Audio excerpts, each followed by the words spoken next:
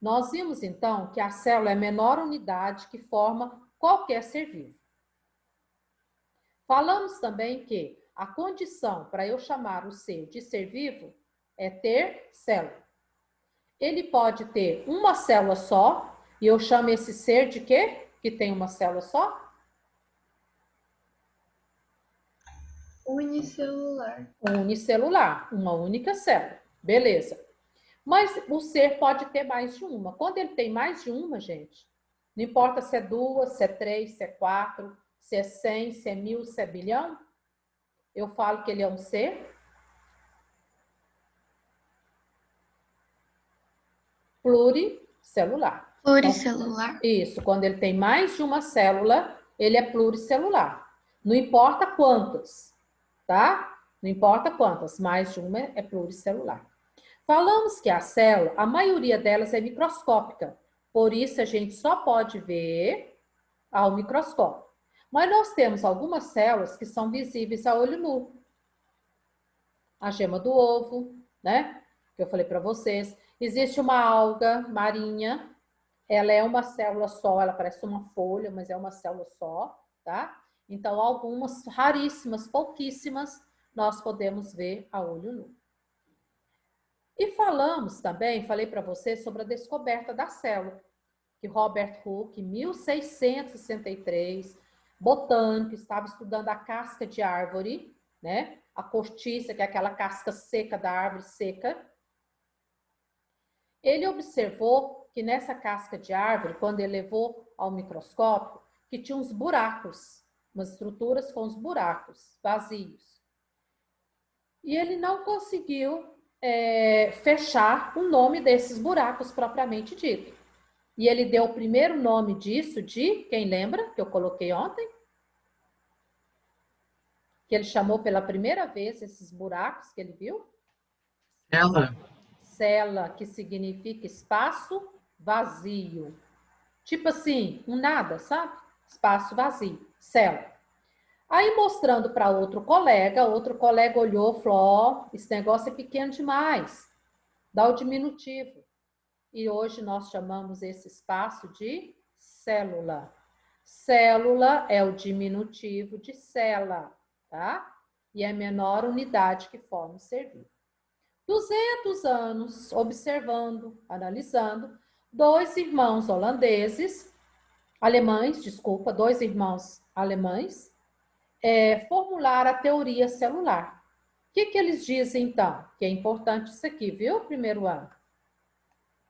Que todo ser vivo é constituído por uma ou mais células. Então, para ser vivo, tem que ter célula. Todas as células originam de uma pré-existente. Então, tem que ter uma outra para dar origem à outra. E a célula é a menor forma de vida que existe no planeta Terra. Primeiro ano, menor ser que pode ser considerado vivo são os vírus. Mas os vírus não são células, eles são moléculas. Então, menor ser vivo, então, considerado no planeta, são as células, tá? As células. Então, elas são os menores que existem. Falamos da organização, que nem toda célula é igual. Existe célula vegetal, célula animal, célula procariota, eucariota, tá? Então, existe variedade. A organização celular baseia em dois tipos. Procariota, primitiva, procário, e eucariota, tá? Completa. A procariota é uma célula que não tem quase nada dentro dela. Membrana, que é o envoltório, tem o material gelatinoso e o material genético misturado. Essa é a célula procariota. E só tem um grupo de ser vivo no planeta Terra que é procariota, que é o grupo das bactérias, cianobactérias, arqueobactérias, tá? Nós chamamos isso aqui de reino Monera. Por que reino Monera? Porque é o reino primitivo, tá? Reino Monera. Depois aqui, as células eucariotas. Núcleo verdadeiro, célula verdadeira, completa, tá? Possui núcleo individualizado, separado por uma membrana, e ela apresenta uma grande variedade de estruturas dentro da célula. Estruturas que permitem que essa célula tenha vida sozinha, independente de nada. Porque aqui vai ter estrutura que faz a digestão para a célula, vai ter estrutura que faz a circulação, vai ter estrutura que faz a excreção, vai ter estrutura de centro de comando. Então, essa célula sozinha, ela consegue sobreviver. Graças a esse monte de estruturas aqui. Mas aí vocês podem estar pensando, uai, professor, então a célula procariota não consegue viver sozinha porque não tem as estruturas? Consegue, só que ela é mais limitada do que a outra célula, tá? A outra célula, enquanto ela tem um monte de estruturas que faz um monte de coisas, a bactéria, ela também consegue viver, sim, mas ela tem uma vida bastante limitada e rudimentar. Para vocês terem uma ideia, dependendo da bactéria, uma bactéria nasce, alimenta, cresce, reproduz e morre em 20 minutos. É muito pouco tempo, né, não, para fazer tudo isso? Mas a célula dela é muito primitiva, é muito precária, tá? Então, em 20 minutos, uma bactéria em condições ambientais essenciais, oxigênio, alimento, espaço, ela reproduz e vira duas. Por isso que uma infecção no nosso corpo por bactéria é grave. Vocês imaginam, em 20 minutos uma vira duas. Aí você põe isso em 24 horas. Por isso que uma infecção, quando a pessoa fala que a tal pessoa está, por exemplo, na UTI, está com uma infecção bacteriana, é muito sério, porque em pouco tempo essas bactérias multiplicam e tomam conta do organismo, né? É muito sério. Então, aqui a gente tem, nós vamos falar sobre todas elas, tá? Não preocupe com nada agora disso. Primeiro, eu estou apresentando a vocês o que é uma célula, os tipos de célula, onde nós vamos estudar. Aqui, quando nós vamos referir ao animal, essa célula animal. Quando a gente for referir ao vegetal, a célula vegetal, que tem algumas diferenças. No colorido, assim, dá para você ver já algumas diferenças nítidas. Ó, a parede dela aqui, esse reforço, né, é diferente desse aqui. Aqui tem uma estrutura grande, que aqui não tem, né? Essa estrutura verdinha, essa verdinha, que aqui não tem. Então, a gente vai estar falando disso depois, certo? Agora, nós vamos começar a falar das partes da célula. Primeiro ano, presta atenção aqui. Uma célula completa, ela tem 3 partes definidas. Ela tem membrana, ela tem citoplasma e núcleo. Então, por agora, primeiro ano, nós vamos falar de todas as 3. Primeiro, nós vamos começar com a membrana. A membrana é o envoltório, é o protetor da célula. É o que protege, ó. Isso aqui é uma membrana. Isso daqui é uma membrana. Não importa se essa membrana é fininha ou se é uma membrana grossa, não importa. Membrana é o envoltório, é o protetor da célula. E a gente gosta de comparar a célula com o ovo. Então, me ajuda aqui. O ovo, primeiro ano, contém 3 partes. Quais são as partes dele? Gema, Tem a gema. O que mais? clara, A clara e casca. a casca. Dessas aqui, qual é o protetor do ovo? A casca. A casca. Porque se eu quebrar a casca, o ovo vai cair no lugar, logo, logo ele vai secar ali e vai acabar. A casca é o que protege toda a estrutura, toda a integridade do ovo. Então, se eu comparar aqui, ó, a membrana corresponde à casca do ovo. É o protetor. O citoplasma corresponde à clara do ovo, que é aquela parte babenta, clarinha, transparente. E o núcleo corresponde à gema do ovo. a gema do ovo. Entendido? Agora fica fácil você entender. Quando eu tenho uma célula procariota, é igual você quebrar o ovo e bater o ovo. Quando a gente bate o ovo, eu misturo a gema com a clara.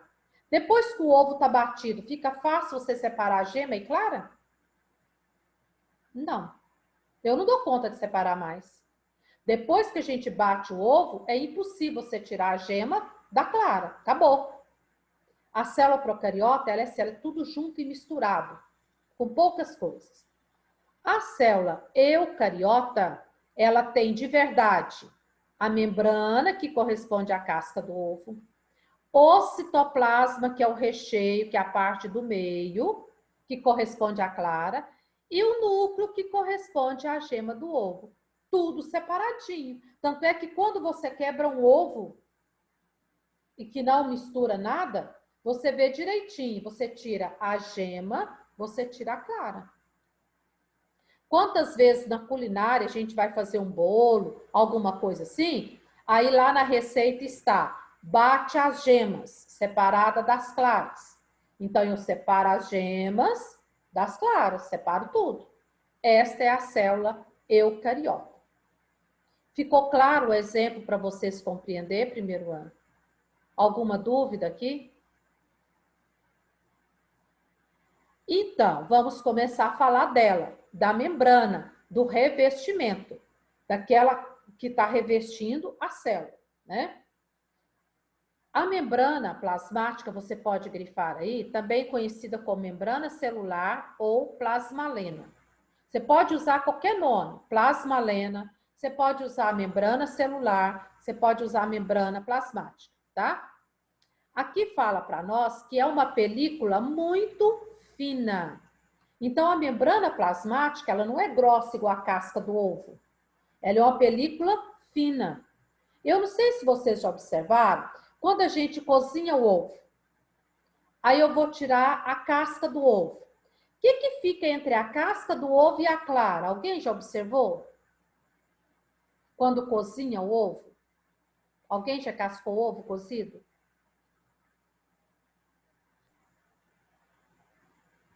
Não, gente. Quando eu tiro a casca, entre a casca e a gema, tem uma pelezinha branquinha. Então, a membrana plasmática corresponde principalmente àquela pelezinha branquinha que fica grudada na clara, tá? Na clara. Mas mesmo sendo fina, ela é suficiente para dar a proteção. Agora, pensa rápido aí, primeiro ano. Qual é a razão dessa membrana ser fina, delgada? Qual é a razão?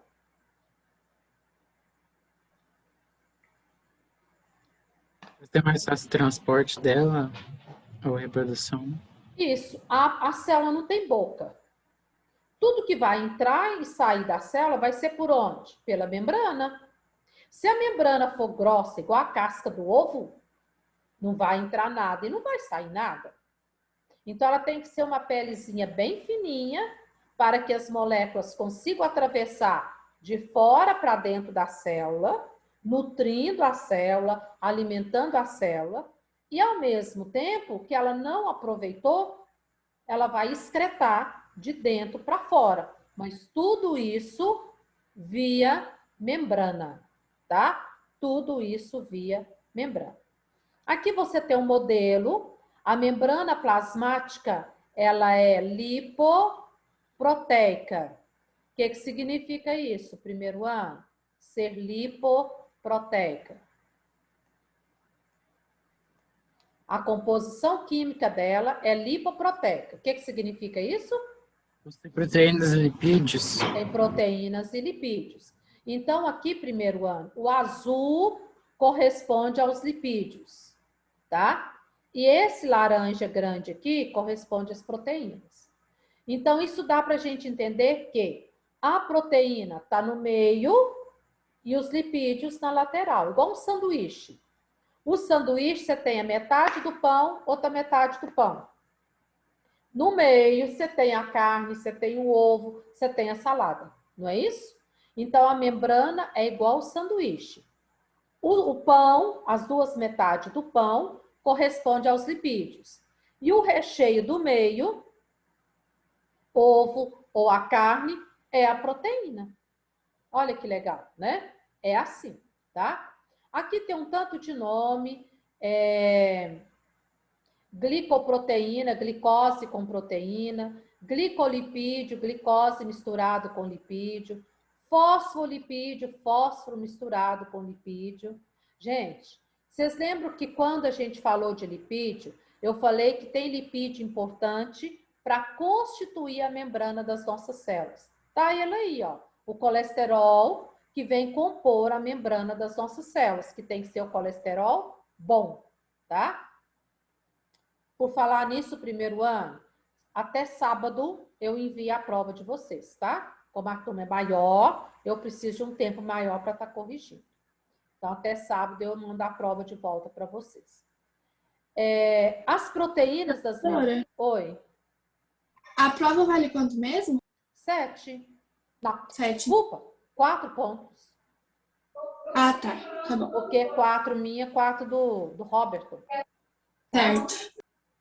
7 é do ensino fundamental, meu Deus. Grifa aí, a proteína da membrana pode ser integral, intrínseca e periférica, extrínseca, tá? Então, o que significa isso, né? Ela pode estar dentro da membrana ou na periferia da membrana, tá? As proteínas, então, elas estão espalhadas. E, olha aqui, elas funcionam como receptoras da membrana, possuindo um papel importante no reconhecimento das substâncias pelo próprio organismo vinda do meio externo. O que significa? Por exemplo, no sangue está circulando carboidrato. O carboidrato vai ter que entrar dentro da célula. Para ele entrar dentro da célula, isso aqui é igual aquele reconhecimento facial. Para ele entrar dentro da célula, ele tem que ser reconhecido pela membrana. Se ele não for reconhecido pela membrana, ele não vai entrar dentro da célula. Olha o papel importante que a célula tem de reconhecer as substâncias para poder entrar dentro da célula. Se não reconhece, volta. A célula fica sem nutriente, tá? Na maioria das células animais, é possível encontrar glicídios aderidos às proteínas e aos lipídios da membrana, tá? Então, forma a molécula glicoproteína ou glicolipídio, entrelaçando, forma o que nós chamamos de glicocálice. Além de fornecer maior proteção, né, à membrana, eles também é o responsável pelo reconhecimento de células com uma variedade de um mesmo tecido ou órgão. Então, eles ajudam a reconhecer quem é a célula amiguinha da outra célula, entendeu? Ah, nós estamos no coração, então essa célula é amiguinha aqui, então nós vamos ficar aqui. Ah, essa célula aqui é do estômago e eu estou no coração, opa, então nós não reconhecemos. Esse glicocálice tem essa função. E aqui ele fala também do colesterol, que também faz parte da membrana. Agora, primeiro ano, eu vou colocar para vocês, cadê? Esse videozinho aqui, que fala sobre a composição química da membrana. Ele é pequenininho, de 2 minutinhos, tá? Eu vou abrir e vou partilhar com vocês aqui esse vídeo. Só um minutinho.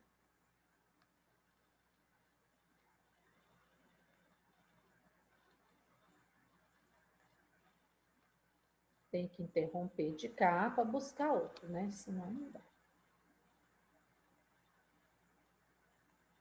Presta atenção que ele vai mostrando os desenhos e falando o que é cada coisa, tá? Ué. Eita. O que eu fiz aqui?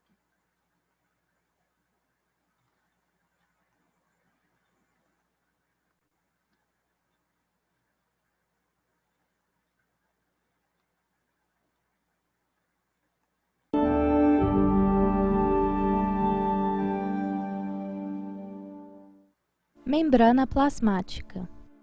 A membrana plasmática é constituída principalmente de fosfolipídios e proteínas, ou seja, ela é lipoproteica. A parte lipídica da membrana plasmática é constituída por uma dupla camada contínua de fosfolipídios. Os fosfolipídios são constituídos por uma cabeça hidrofílica e uma cauda hidrofóbica. Devido a esse caráter, eles se organizam em dupla camada. A parte hidrofílica voltada para fora, em contato com a água, e a parte hidrofóbica voltada para dentro. A organização da membrana plasmática é explicada pelo modelo do mosaico fluido, em que os fosfolipídios conferem fluidez à estrutura. As proteínas da membrana plasmática podem ser classificadas em integrais ou periféricas.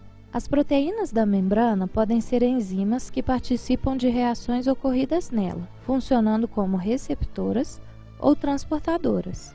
O colesterol também participa da constituição da membrana, estando inserido entre os fosfolipídios.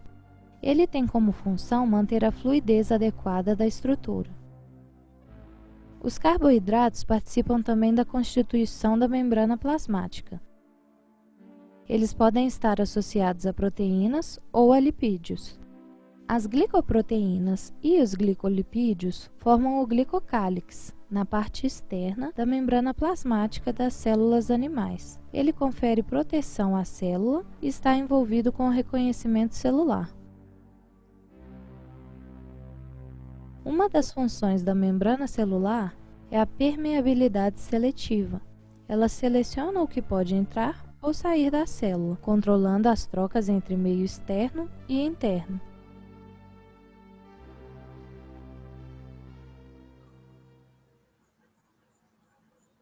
Isso.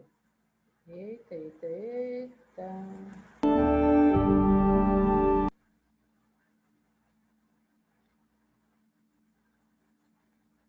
Tá, foi só mesmo para vocês verem o desenho lá, né? Mostrando, então, a composição química separada da membrana plasmática, tá? Então, agora vamos voltar aqui.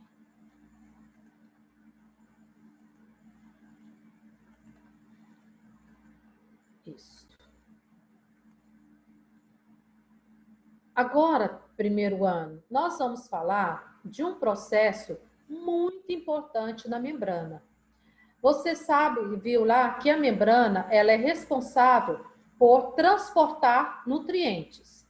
É igual uma porta, só que a porta abre e fecha. A membrana ela não vai abrir e fechar. Os nutrientes têm que encaixar na membrana e passar para dentro. Então, grifa aí. A membrana plasmática é capaz de proteger as estruturas celulares de choques mecânicos, de agentes externos, estabelecer potenciais elétricos, reconhecer partículas e substâncias específicas, além de delimitar a célula, tá? Agora, a membrana plasmática, ela tem capacidade de controlar a entrada e saída de algumas substâncias, porque ela apresenta o que nós chamamos de permeabilidade seletiva. Quem vai me contar o que significa essas duas palavrinhas? Permeabilidade seletiva. Que é isso?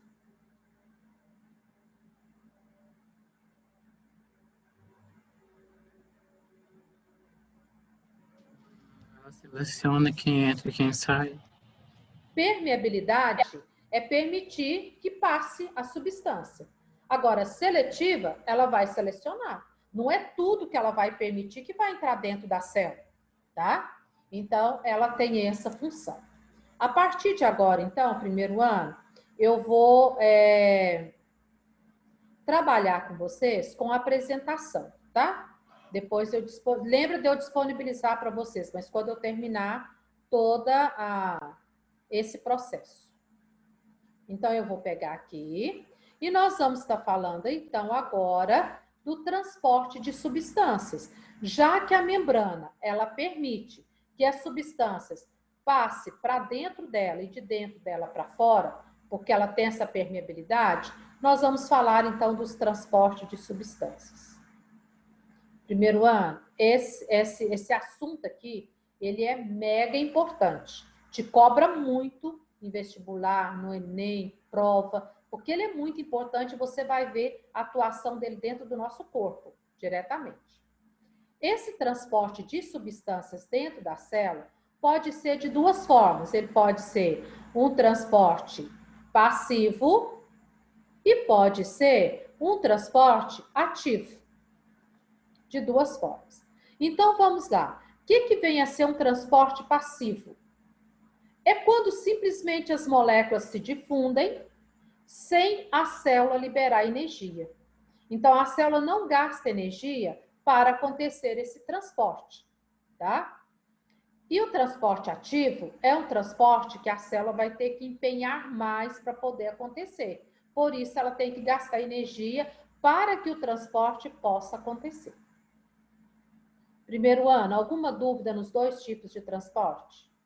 Eu vou devagar, porque vocês precisam entender isso aqui. Então, a primeira coisa, você tem que saber que existe dois tipos de transporte. O passivo e o ativo. Segunda coisa, o que é o conceito? O que é um transporte passivo?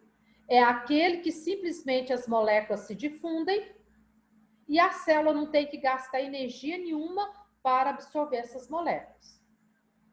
E o transporte ativo é aquele que as moléculas vão difundir, mas a célula tem que liberar energia para atrair essas moléculas.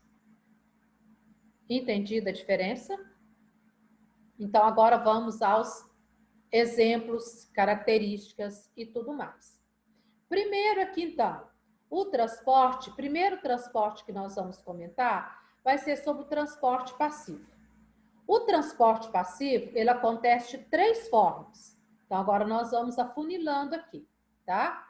A primeira forma, ele vai acontecer como difusão simples. Primeiro ano, o que vocês sabem dentro do português? O que significa a palavra difusão? Difundir, o que é isso?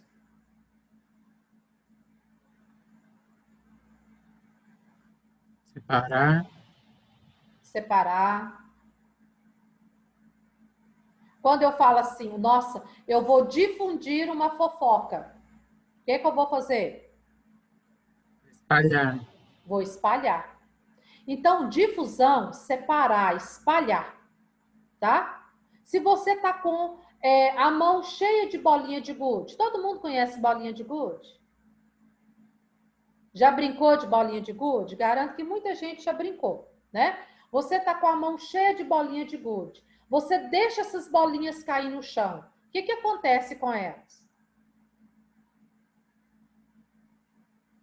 Elas espalham. Elas vão espalhar, vão correr. Difusão simples. É isso. É quando as moléculas se difundem no ambiente. Então, isso é difusão simples. Você deixou a mão, né, da bolinha de gude cair no chão, isso vai espalhar, vai. Você estava com a garrafa d'água, deixou a garrafa cair no chão. O que acontece? A água espalha. Difusão simples. As moléculas vão difundir, vão espalhar no ambiente. Agora, até um detalhe, elas vão passar do meio mais concentrado para o meio menos concentrado. O que é isso? Por exemplo, a garrafa com água. Onde é que tinha mais água? Dentro da garrafa ou no chão? Na garrafa, lógico. Aí, quando você deixa a garrafa cair, o que acontece? A água que estava dentro da garrafa, meio mais concentrado, ela vai passar para o chão, que não estava água, que estava seco, menos concentrado. Concentrado de quê? De água. Quer ver um outro exemplo? Você estava, por exemplo, com um vidro de tinta. Fazendo um trabalho de arte, você estava com um vidro de tinta na mão. Dentro do vidro de tinta, o meio está mais concentrado, porque tem tinta no vidro.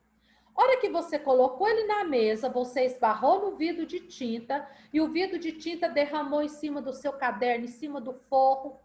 O que aconteceu? Sujou o caderno, o forro, tudo de tinta. E agora? Então, olha só, difusão simples. Passou tinta do meio mais concentrado, que era dentro do vidro, para o meio menos concentrado, que não tinha tinta, que é o caderno e a mesa. Deu para entender esse exemplo aqui, primeiro ano? Ficou alguma dúvida nesse exemplo? A própria fotossíntese é uma difusão simples. Por quê? Vai passar gás carbônico, que está no ar, em maior quantidade, para dentro da planta, que tem menor quantidade. Lá dentro da planta, vai produzir oxigênio. Vai sair oxigênio de dentro da folha da planta, que estava muito concentrado, cheio de oxigênio, e vai para o meio, para a atmosfera, que tem menos oxigênio. Difusão simples. Ok? Tá. Aqui, difusão simples. Eu tenho um copo com água, eu joguei uma tinta aqui. O que aconteceu? Toda a água ficou azul. Difusão simples. Joguei a tinta aqui, a tinta estava mais concentrada do que a água, a tinta foi espalhando nas moléculas de água até todas tornarem azuis da mesma cor da tinta. Difusão simples.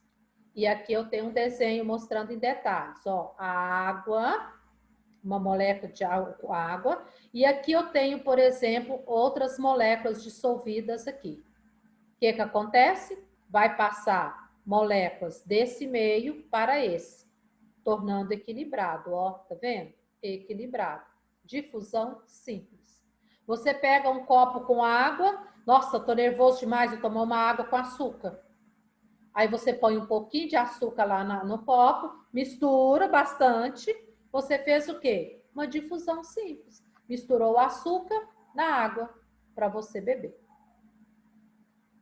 Dúvidas? Perguntas?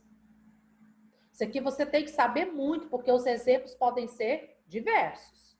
Mas tudo vai chegar no mesmo ponto. Na difusão simples, eu vou passar, então, substância de maior concentração, onde eu tenho mais dela, para onde eu tenho menos dela. Ó, a tinta é mais forte do que a água, então por isso que passou para cá, tá? Difusão simples. Bom, difusão facilitada, vou parar aqui agora. Difusão facilitada é aquela onde as moléculas vão passar para dentro da célula com a ajuda das proteínas. Facilitado, o nome já indica, alguém tem que facilitar essa passagem. Quem é que vai facilitar? As moléculas de proteína que estão no meio da célula, que encaixa e passa para dentro da célula.